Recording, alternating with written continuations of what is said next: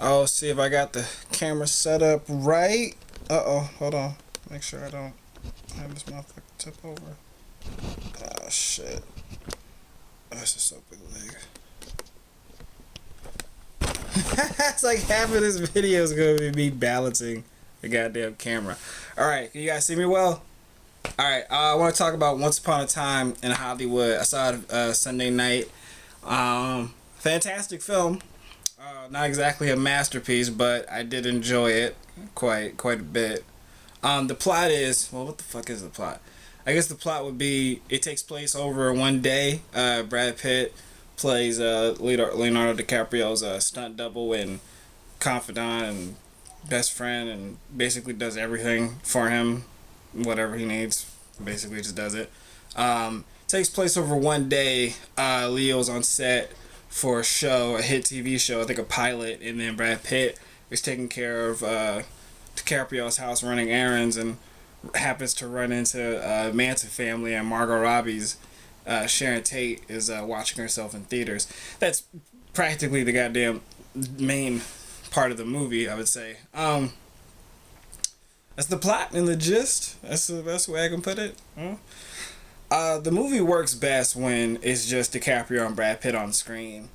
Just going back and forth, man. Their chemistry is fucking perfect. Like, holy hell, their chemistry is perfect. It's easily the best part of the film. Margot Robbie, however, isn't given a whole lot to do, which is surprising, being that Tarantino usually writes fully dimensional characters for his women characters.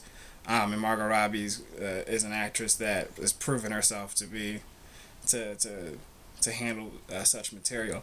But Sharon Tate isn't given shit to do. She's just pretty much dancing a lot to really cool '60s songs and looks gorgeous, and basically her feet is the main star as well as her beautiful smile.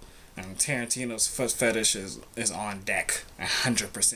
Like, bruh, why? It's gross. But yeah, it's not his masterpiece. I'd say Tarantino's the best part. One of the best parts of the movie is his dialogue. He really knows how to make moments.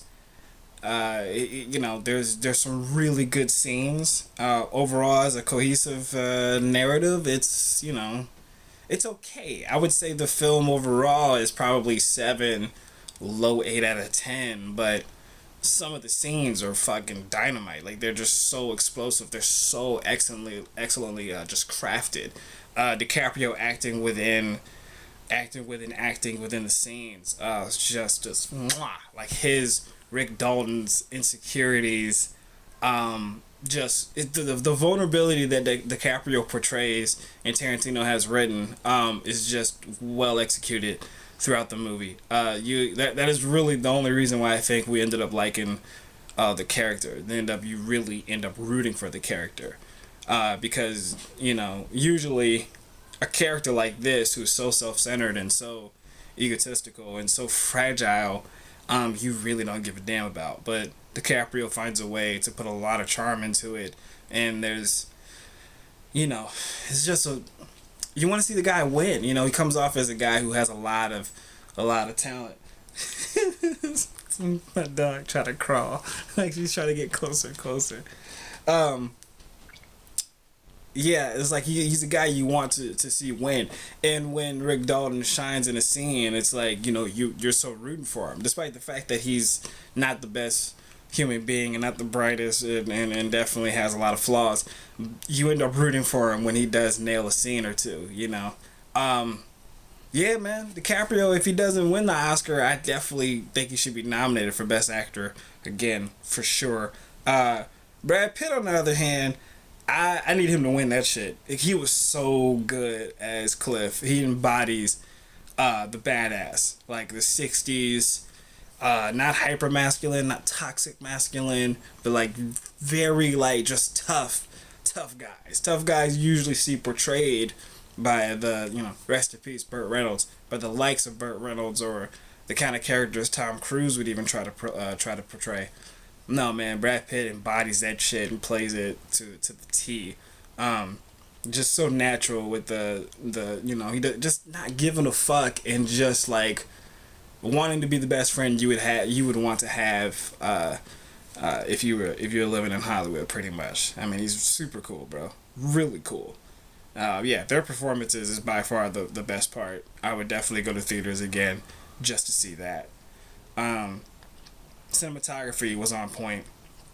So beautiful, so fucking gorgeous. You could feel I could almost feel the sun during the movie in the beginning and like towards the in the middle, especially when you're following Brad and DiCaprio's characters, you could totally just feel that the hippie hippie energy in the air and feel that you know kind of almost lust for Hollywood, almost kind of lust for the old days, and Tarantino does a great job on making you feel like you're actually there. Um, Man, dialogue is excellently written. Uh, what else is there, man? Yeah, it's a solid movie overall. It's not his best. It's not my favorite Tarantino flick, but definitely worth the hype. It's definitely everything I would want in a Brad Pitt DiCaprio collaboration, man. It's easily my favorite. It is easily probably my favorite dynamic duo. If I'm gonna say the two megastars being in the movie together, this is probably high up. But it's probably my favorite out of all of them. I can't. I'm trying to think like De Niro, Al Pacino. Oh, Denzel and Will haven't done it yet. I need to get on that ASAP.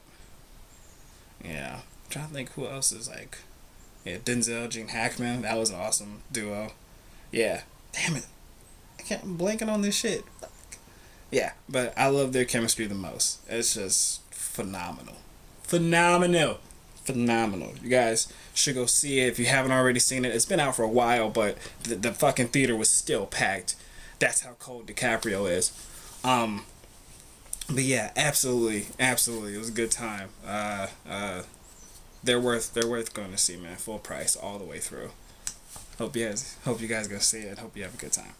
I'm out of here.